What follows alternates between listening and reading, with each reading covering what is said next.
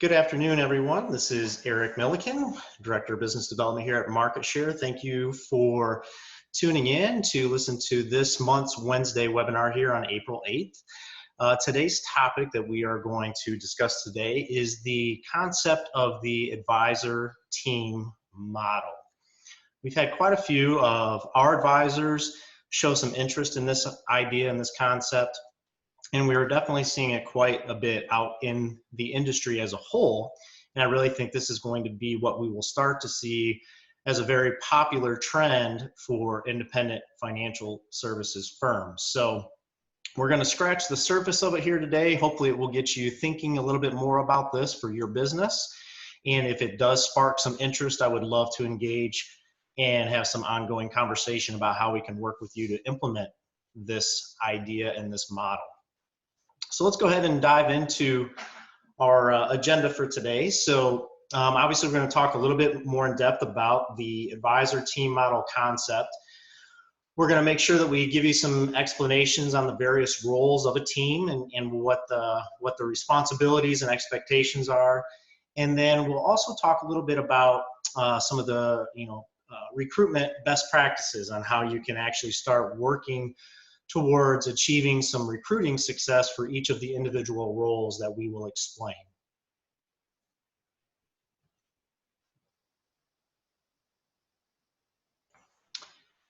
So here we have a quick snapshot of kind of what this advisor team model concept looks like.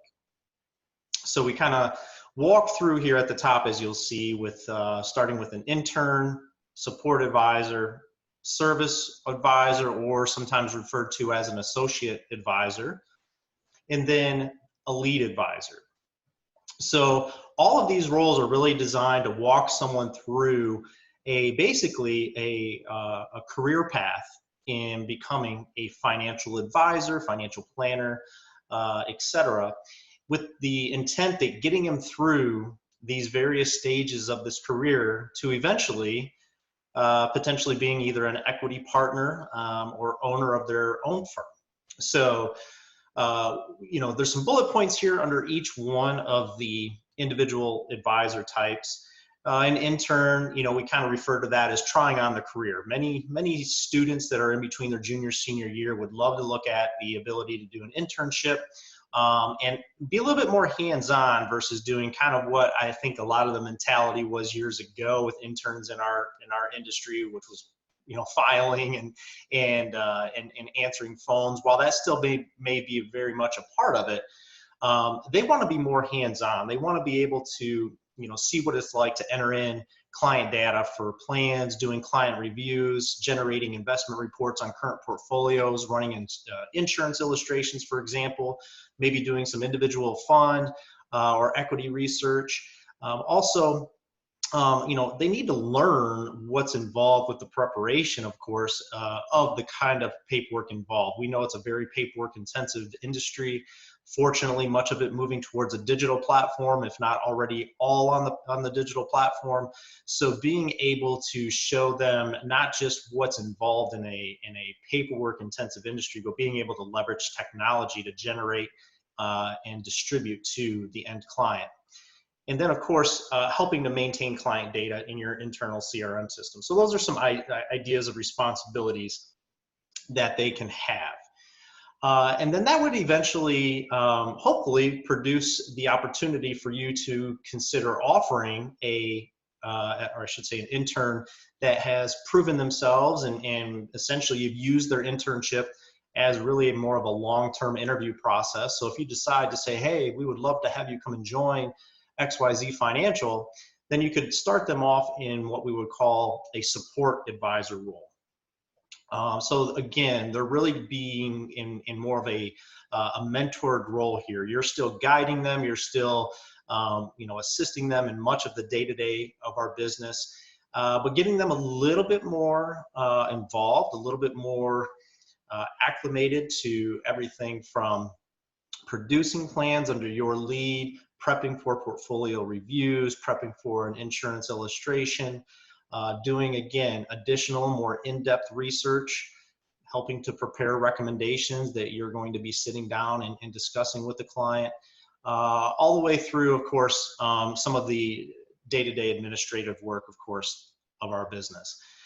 We kind of refer to this as mastering the backstage. There are so many things that a young advisor needs to understand about our business, not just the administrative and the operational components, but of course, doing business the right way. And of course, that means in a very compliant way. So making sure that they really are fine-tuning all of these items in the support advisor role will help move them over then to the service advisor or associate advisor role. So again, this is where now these individuals have kind of really learned the business from a behind the scenes approach, and now they're going to be a little bit more in the front stage, meaning client facing. So they're going to be actually developing the agendas for client meetings. They're going to be basically sitting alongside you in the client meetings for prospective clients and client reviews. They're also going to do a lot of the summary work that you will expect for a post-meeting summary. So you want to make sure that that's done according to your standards, and will of course meet all the standards that we have and you have set for client file maintenance. And then letting them quarterback more of the actual planning and implementation that needs to go into working with the end client. Making sure that they're able to respond as kind of the point person on various client service requests that come in. And this also will be a great opportunity to start carving out segments of your book of business. I refer to C clients here as kind of a starting point, but you get my drift, moving them into, of course, B client relationships, allowing you maybe more time, of course, to focus on your A clients and know that you've got somebody that you have obviously trained up in the business working with your other B and C clientele. And this also gives them an opportunity to say, you know what, I have learned a lot about this business, and now I'm going to start passing along my knowledge and supporting the interns and supporting the support advisors as well with their growth in this business. It gives them a sense of ownership. It gives them a little bit sense of I have the ability to now train on the things that I have been fortunate to learn up until this point. So I think that's a really important step to kind of start turning over that key to them on the training side of the business. And then of course, through this process, we're encouraging, and we would hope that you would encourage them as well, to start to begin to develop their own client base. They're working with your clients. They've likely introduced some of their relationships, family, friends, etc. But now they can actually start diving in and doing a little bit more prospecting of their own, getting referrals from some of their existing clients, and of course, taking the initiative to really develop a client base that is done through their individual efforts.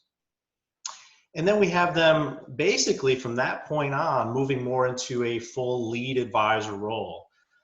They have built up essentially their own client base.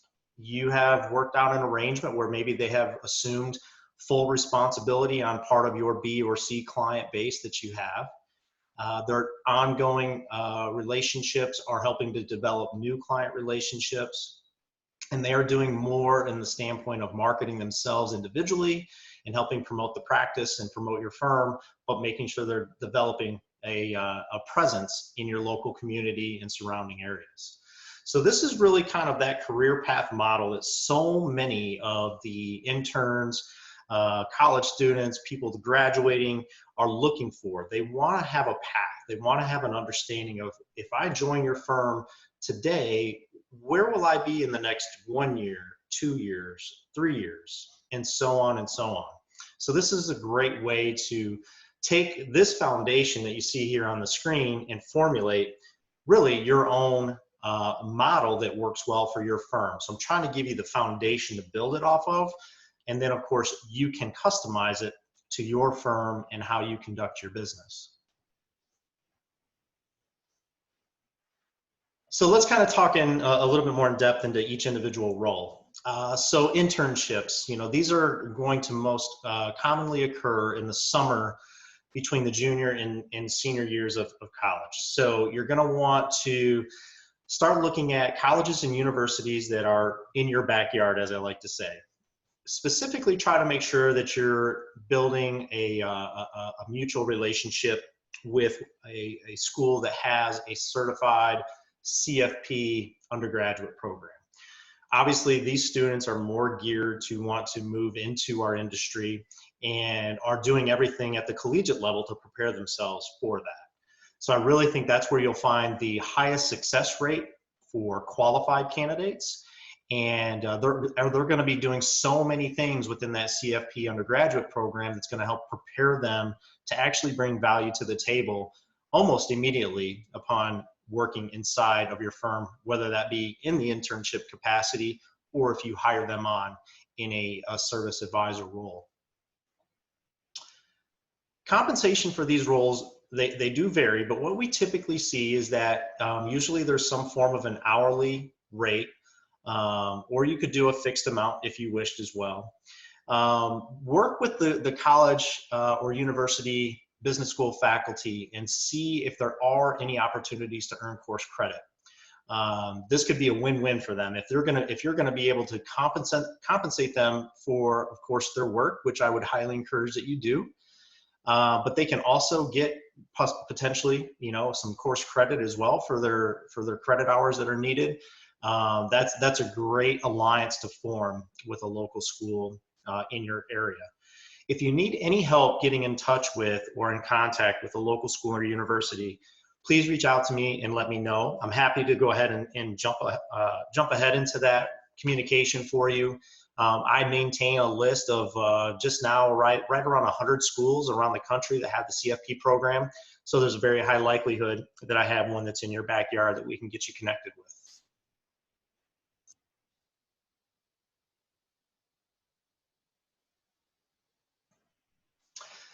So now we'll discuss the support advisor role. This role can typically last anywhere from 1 to 3 years, just depending on the licensing, making sure they're getting their Series 7, Series 66, life and health, all of that under their belt, and their career progression. How well are they doing in the service or the support role, and making sure that they, of course, are prepared or preparing at least to start working with clients in an associate advisor role. So doing everything in these 1 to 3 years is really going to be important for the support advisor role, because they definitely want to make sure they have all of that backstage items that I discussed on the previous slide very well intact, and they're comfortable. They understand the broker-dealer and corporate RA processes, procedures, operations, etc. They understand how we work at the OSJ and supporting them. So this role is definitely a very critical time frame. That 1 to 3 years is very, very important to get these items very comfortable for these individuals. Now, compensation can either be, again, on an hourly or salary basis. I've seen firms that I've networked with over the years, they will also consider offering an opportunity to participate in bonuses that, of course, are based on their own personal performance as well as the overall firm success. Probably most commonly done is in the form of a quarterly bonus structure where you may determine a percentage and then create your own internal equation as far as determining based on time that they've been there as an employee in combination with that percentage to determine what overall piece they may be able to receive of a bonus pool structure that you establish for your firm as a whole. So obviously more seasoned individuals are likely going to get a bigger piece of that bonus, but this is a great incentive to tie into your overall compensation plan, because of course, again, it gives them something to work even harder towards. And we want to encourage that. And again, it definitely helps, I believe, prep them for the understanding of their success is directly related to their personal performance as well as the firm's overall performance.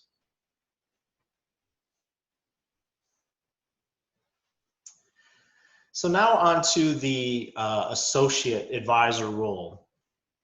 We refer to this, of course, as more of the service role, but I think a lot of individuals and firms out there refer to this as, of course, the associate advisor role.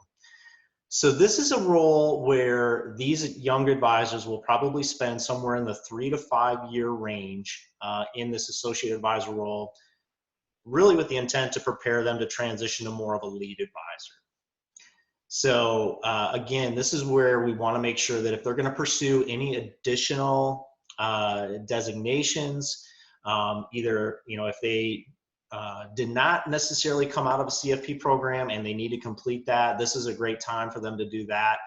But also making sure that there's any other industry designations, CHFC, CLU, anything on the insurance side that they would like to obtain. The AIF designation is another popular one as well.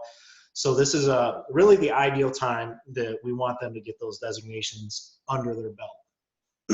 Excuse me.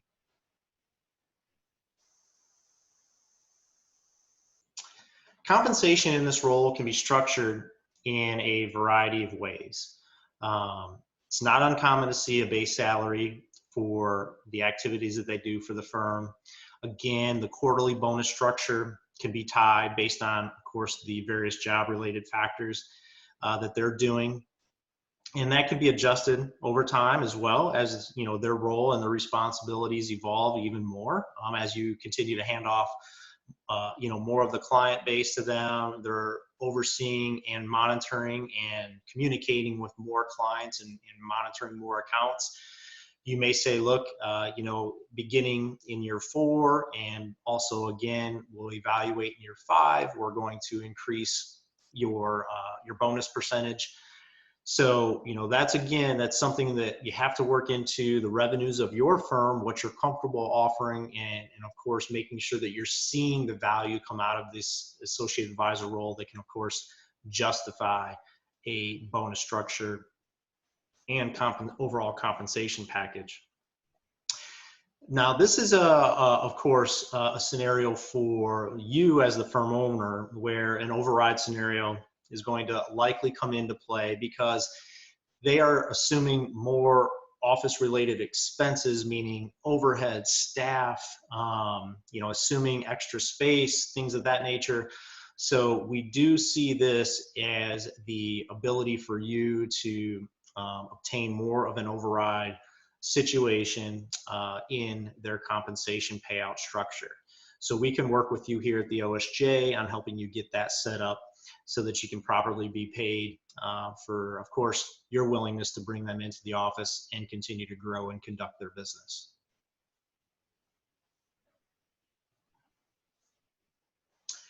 So now they have evolved, right? They've gone through the various beginning stages. They're 5 to potentially 6 years into the business now, and they're continuing to grow, and they're now reaching a point where they can now be looked at as more of a primary advisor, the primary planner for clients, their own clients that they've brought in to the picture, but also for clients that you've been able to turn over to them as well.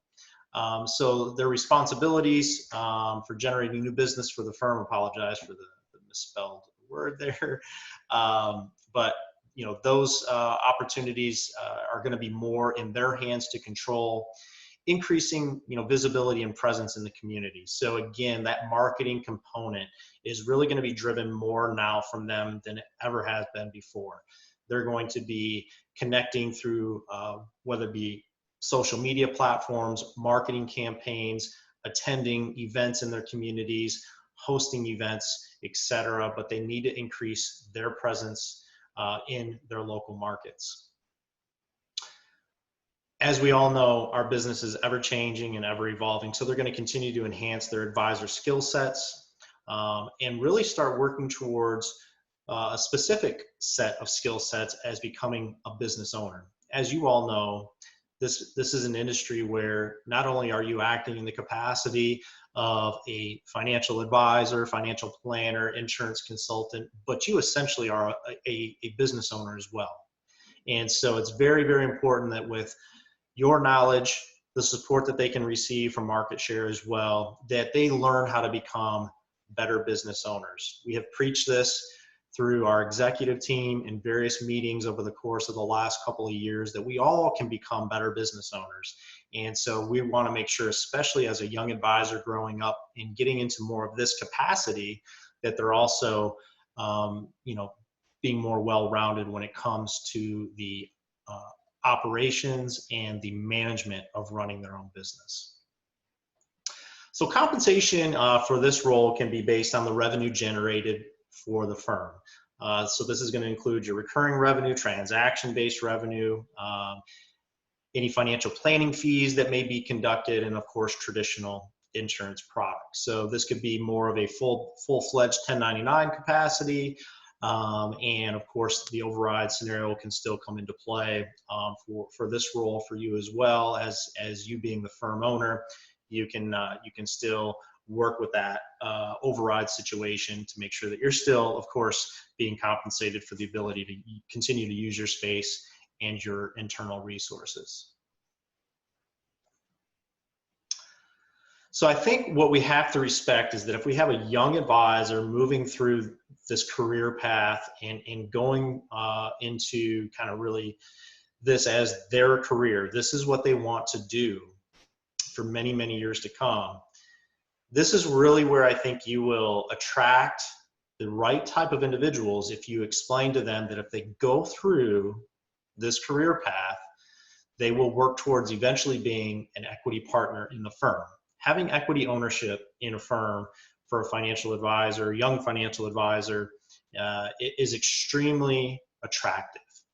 So it gives them the ability to, kind of forward think and say, you know what, one day I'm going to have the ability to take over leadership and ownership. I'm going to have the ability to run this business.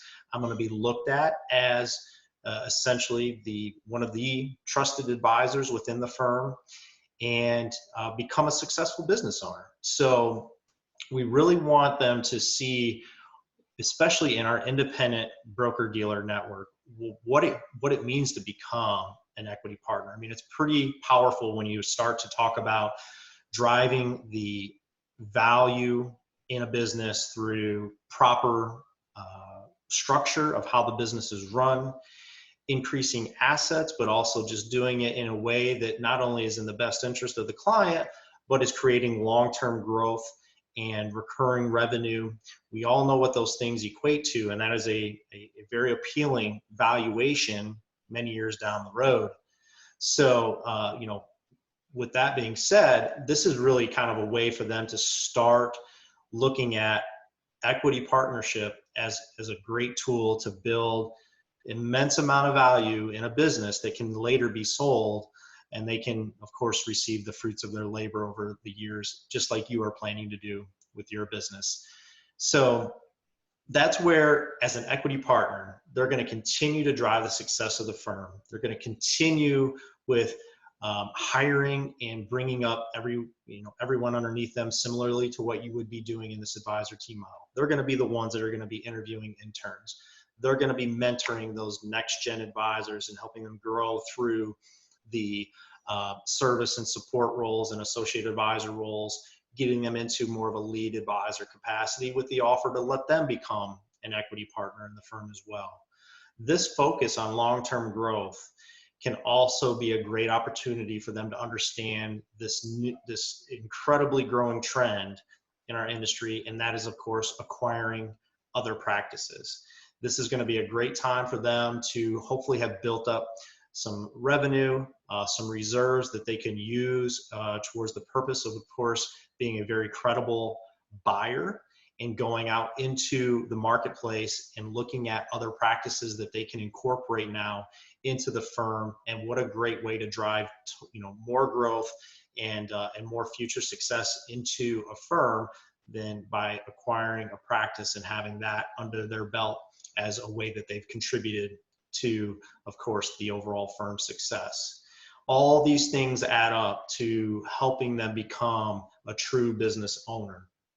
So that's really what we want to help paint that picture and make them understand. It's more than just coming in and joining a firm and doing some individual stock and bond and fund research and maybe crafting portfolios. I mean, so many young people think that that's what they're going to do, but we really want to shift that focus to really become more mentally prepared for the idea of becoming a owner of a successful financial services business. So some recruiting best practices that can be taken into consideration on what you can be doing, what you can be seeking, you know, support from us here at Market Share, as well as our partners up at Royal Alliance and Advisor Group.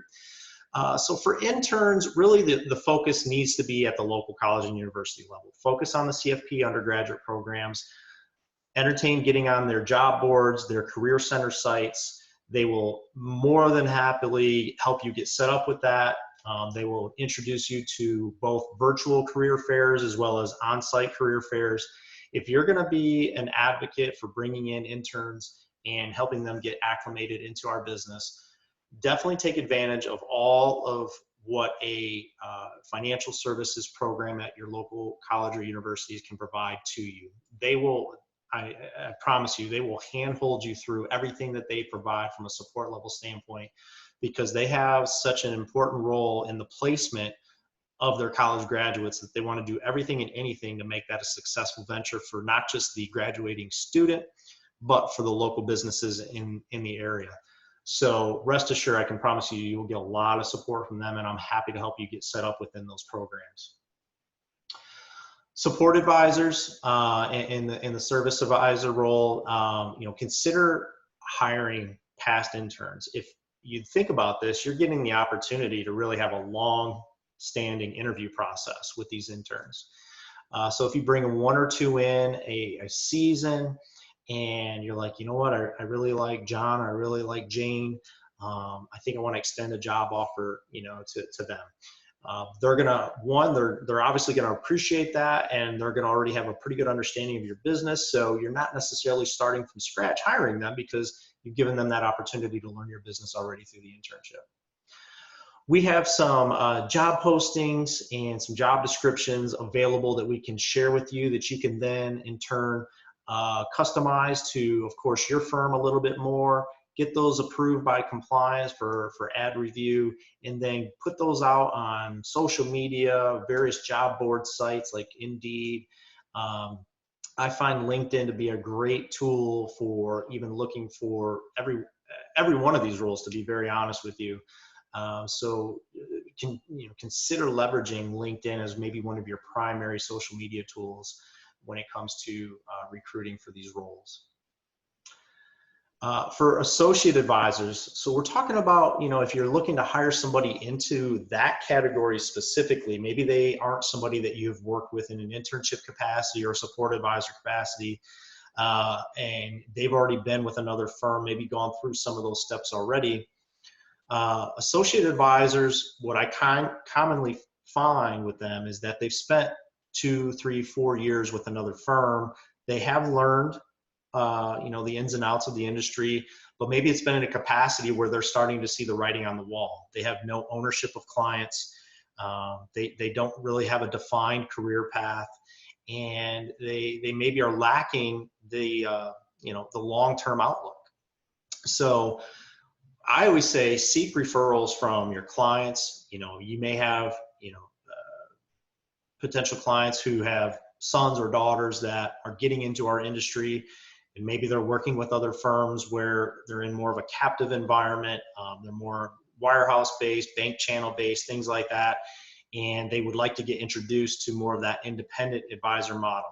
So, you know, you never know unless you ask. So make sure that as you're learning more about the demographics of each of your households, if they have college students and they're going into potential programs that would lean them towards our industry, let your clients know that, hey, if your son or daughter might be you know, looking for opportunities, let me know. And if they are already in an opportunity and they're not happy, let me know.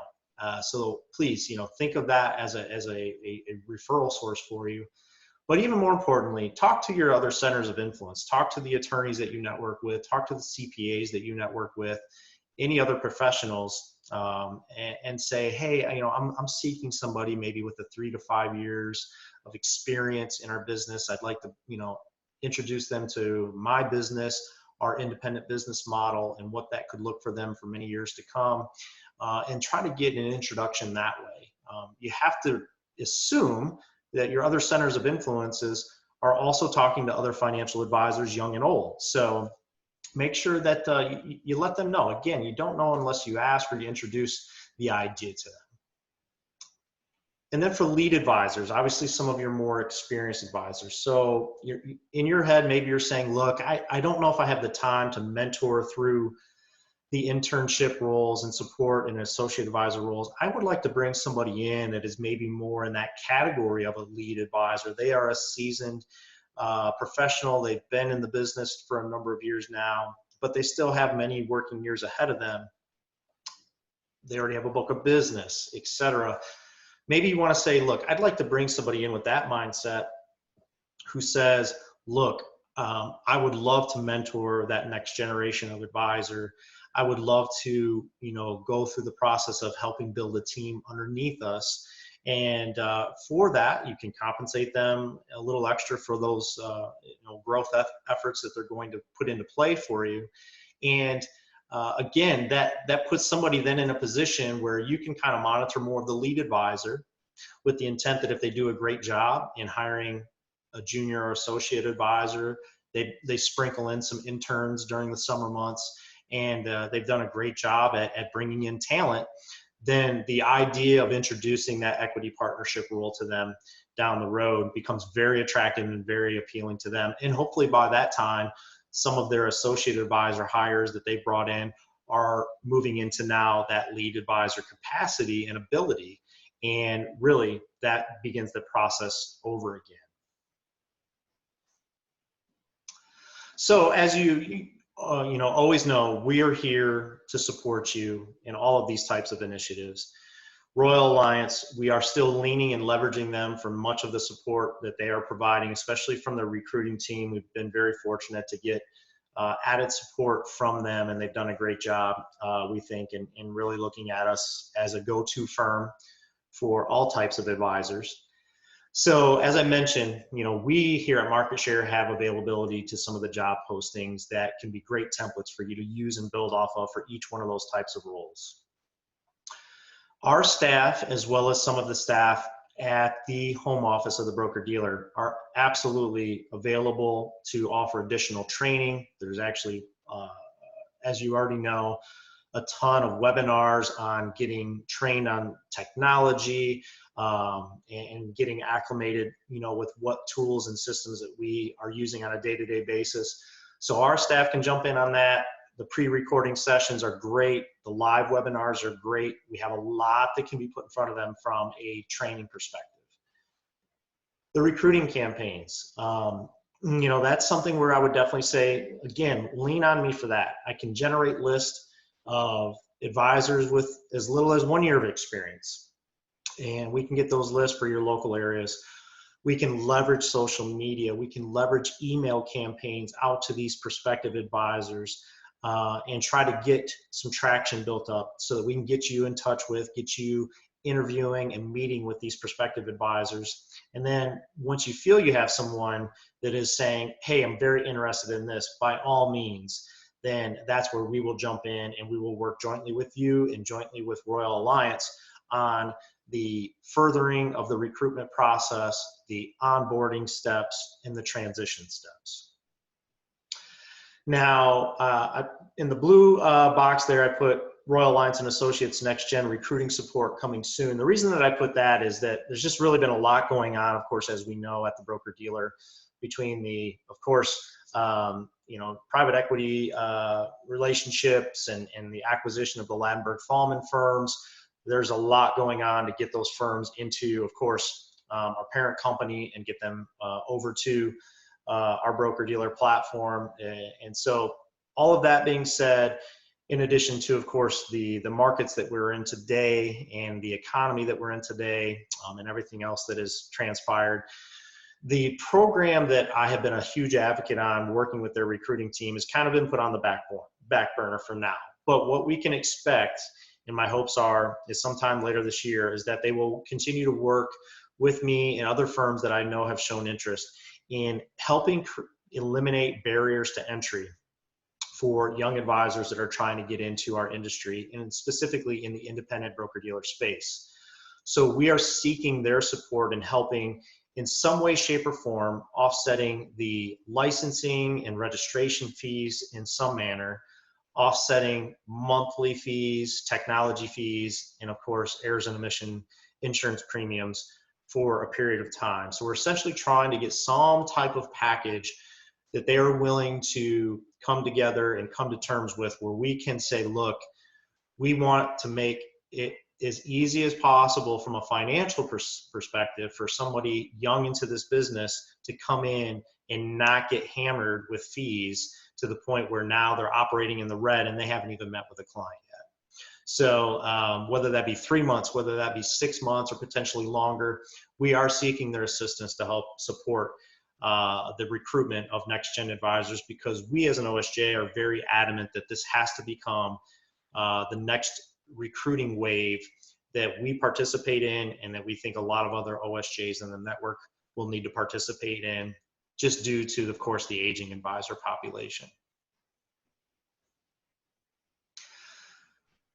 So if you come across, of course, any questions on the slides that I presented on today, the concepts, the ideas, please do not hesitate to reach out to me directly. My email address is emilliken@marketsharefinancial.com. Here's my direct extension and contact information. So please reach out to me. Let me know how I can assist you. I know there's some advisors that this has been a topic of conversation that we've discussed, at whether it be regional meetings, our Florida meeting, in your office. And I know that it's just a matter of diving in and starting the process of building out your own advisor team. But don't feel you have to go at it alone. So please leverage me for any help and support that I can provide you. And as always, we love to get you prepared and ready for our next Wednesday webinar. So next month, what we will be discussing is we will be discussing the idea of developing your 4-point branding message. So this is actually going to be a great carryover, because if you're meeting or speaking to, whether it be a prospective intern or a younger advisor that you're maybe considering hiring, this is a great way for you to explain to them, really, it's your value proposition in a very short, defined 4-point message. Really, this is, some people say it's your elevator speech. Some people say it is your value proposition. I call it your branding message. This is you. This is your brand. This is what you have built. And so it's a great message to basically build and know like the back of your hand. And that anytime anyone asks you, well, what is it that you do? Or how do you work with clients? Anytime those types of questions are proposed to you, this is the branding message that you deliver. So I'm going to have some sample ideas of what that 4-point branding message might look like to some advisors. And then I'm going to give you some ideas of where to position that, not just in conversation, but in maybe some of your social media marketing, your email marketing, website, etc. We will make sure we touch on all of that for you as well. So thank you again for your time. I hope everyone continues to stay well, stay healthy, and I will look forward to seeing you next month on our Wednesday webinar. And until then, I do look forward to hearing from you and how I can assist you in all of your business development needs and initiatives.